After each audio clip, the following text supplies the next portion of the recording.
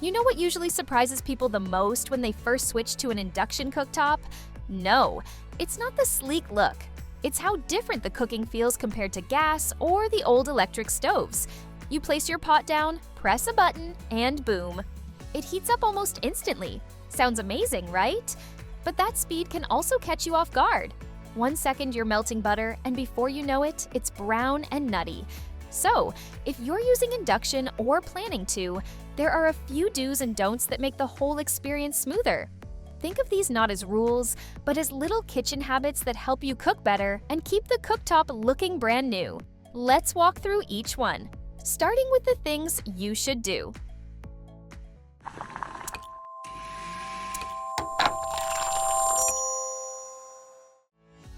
Imagine you're all set to make tea in your favorite little saucepan. You pour the milk, place it on the cooktop, press start, and nothing happens. That could be because the saucepan may not have a magnetic base. So, not every pot works with induction. It usually accepts only those with magnetic bottoms. And here's the quick trick. Take a fridge magnet, stick it to the bottom of your pan. If it clings, the pan works. If it doesn't, you'll need different cookware. Trust me, testing once saves you from that "why is nothing heating?" panic in the middle of cooking. Let's say you're cooking pasta in a big pot, but you place it on a small zone. The center boils, but the sides stay cool. Or imagine heating a tiny butter pan on the biggest circle. It barely registers. That's because induction wants accuracy, so always match the pan to the circle on the cooktop. When you're boiling rice, use the medium zone if the pot fits better there. When you're frying fish in a large pan, go with the larger circle. You'll notice how much more even the cooking feels once the pot and zone match. You know when milk boils over and leaves that sticky film? On gas, it just burns on the ring, no big deal. But on induction, if you don't wipe it right away, it sticks and hardens on the glass. Same thing with sugar, making caramel or tea, and a drop spills. It turns into a little rock the moment it cools. So here's a habit that saves headaches. Keep a soft cloth nearby. As soon as you finish cooking and the surface cools a bit, just wipe. 2 seconds and it's gone. Next time you step into the kitchen, the cooktop looks shiny and inviting. Here's the fun part. Induction reacts instantly. That's great. But it also means if you go straight to the highest setting, your onions can go from soft to burnt before you even notice. Instead, start lower and adjust as you go. For example, when frying eggs, keep it on medium. The whites set gently, the yolk stays runny. If you start too high, the bottom turns rubbery before the top is even cooked. The beauty of induction is that you can raise or lower the heat instantly, so use that control to your advantage. This one might not feel very kitchen, but it's worth saying. Induction needs proper wiring. If it's not set up right, and in the middle of cooking, click, the breaker goes off. Suddenly your half-cooked rice is stuck there, and you're stuck staring at it. Not fun! Get a licensed electrician to set it up once, and you're safe. After that, you never have to think about it again. So those are the do's, little things that make cooking smoother. Now let's talk about the don'ts, because avoiding these is what keeps your cooktop better for years. Induction looks like extra counter space, we know. Flat, smooth, right there in the middle of the kitchen. But chopping onions on it, or even placing a heavy cutting board scratches the glass. You may notice faint marks that never go away. That's why it's best to keep prep on the counter and treat the cooktop as cooking-only space. This one is easy to slip into. Let's say you've got soup boiling on the left zone and you want to shift it to the right. Sliding the pot feels natural, but every slide leaves scratches. Lift the pot, move it, and place it down. Takes the same time and also saves the surface.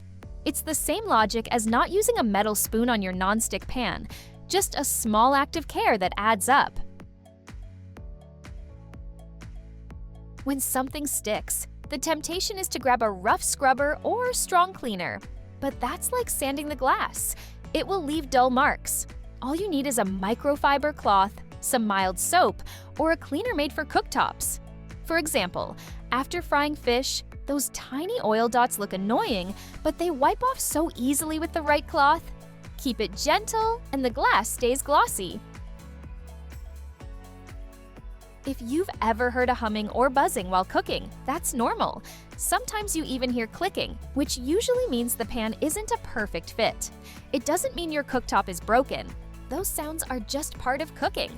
Induction has its own little noises. Nothing to worry about. This one's important. Induction heats up so fast that oil can start smoking in seconds. Imagine this. You're ready to fry pakoras, you crank the oil on high, and before the batter even hits, smoke is everywhere. The pakoras burn outside and the pan's coated with black residue.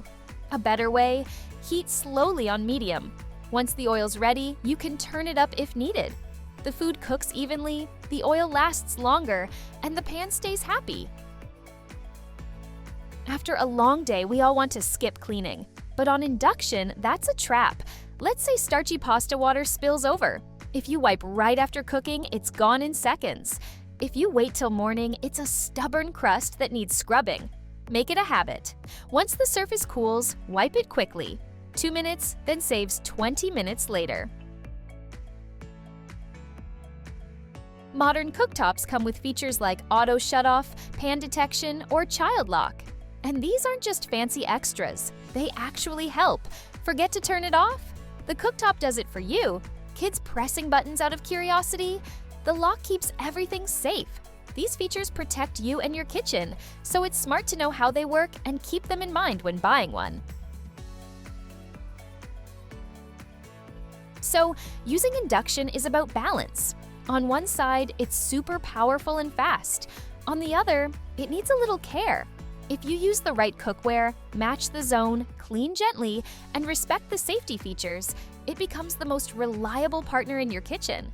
And it's not about rules, it's about small habits that let you enjoy cooking without stress. Once you get used to them, you'll never look back at gas or coils and think, that was easier. And if you've been nodding along to these tips, then you already know how much smoother cooking feels once you follow them. So, now tell us, what's your induction story? Did you ever burn oil too fast, or spill over milk and leave a stubborn mark? Or maybe you discovered a trick that makes cooking easier. Share it in the comments, because we all learn faster when we trade kitchen stories. Thanks for watching. If you found it helpful, don't forget to like and subscribe for more kitchen tips and tricks.